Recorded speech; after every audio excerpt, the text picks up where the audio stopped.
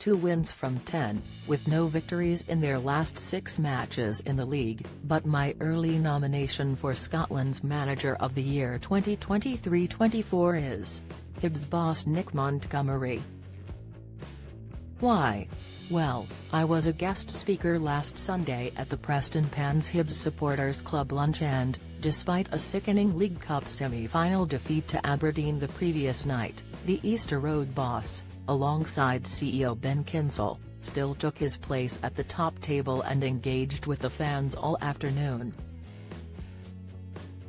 How many other managers, quite sensibly, perhaps, would have stayed in bed with their head under the duvet? I'd never met the Hibs gaffer before, to be honest. I only recognized him because he was sitting near the bottom of the table, but he comes across as one of the good guys. And I'm delighted/relieved to say he smiled when I stood up and said, "Ladies and gentlemen, what a pleasure to be asked to speak at Nick Montgomery's leaving do. Nick's been in charge at Easter Road for 9 weeks and that's great. If a Hibs manager makes it to 10 these days, I understand they get a testimonial. But I couldn't help thinking the signs don't look good." On the lunch menu, the main course was roast turkey with all the trimmings. Shouldn't alarm bells be ringing when they serve your Christmas dinner at the start of November? Look at Sean Maloney. The former Celtic and Scotland star only got 4 months in the Hibs hot seat and, to the best of my knowledge, he's now back pointing at planes on Fantasy Island. Good luck to you, Nick, and well done showing face at a fans event after such an almighty boot in the Hamois. And let's hear it for the supporters, including my pal sitting down the front who was the spitting image of Dr. Zaius from Planet of the Apes, whose fundraising effort will provide a Christmas dinner for hundreds of local OAPs.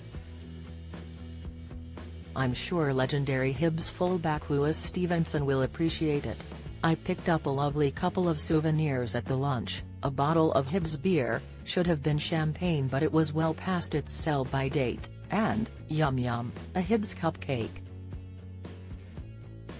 Hats off to the audience for not throwing any missiles when I joked that I prefer jam tarts. Meanwhile, let's go back to 2003 when a boy/girl duo called Gemini represented the UK at the Eurovision Song Contest and famously scored 0 points after singing off-key. If you thought that was an embarrassing performance in Europe, what about Celtic's 6-0 thrashing on Tuesday night? Brendan Rodgers, a complete flop in Europe over both spells at the club, says VAR has turned football into a computer game. Fortunately for the Celtic boss, he's had a lot more than 3 lives in the Champions League. Celtic supporters can't be relishing their next away day in Europe. The A-team would have an easier job getting BA Baracus on that plane. Anyone else find it ironic that BA shared his name with an airline? My team Motherwell were also on their travels on Tuesday night and, while Scotland's coefficient took an absolute battering as Celtic came close to losing double figures in Madrid, we secured a hard-fought point in Perth.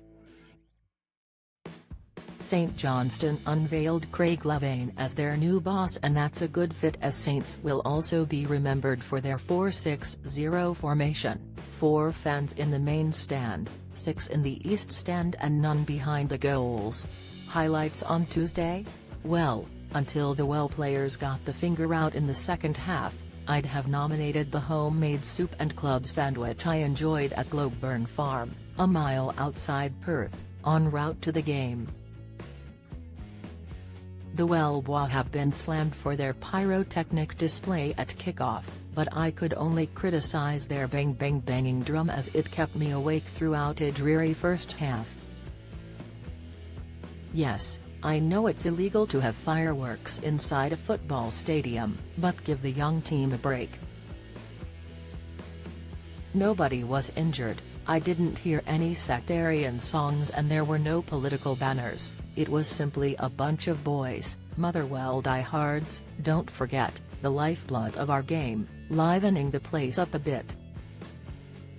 Trust me, dear reader, without the Wellbois on Tuesday night, and, of course, the Fair City Ultras in the opposite end, McDiarmid Park would have been like a mausoleum. Chase these guys out of the game and every stadium in Scotland will be quieter than Russell Brand's 2024 diary.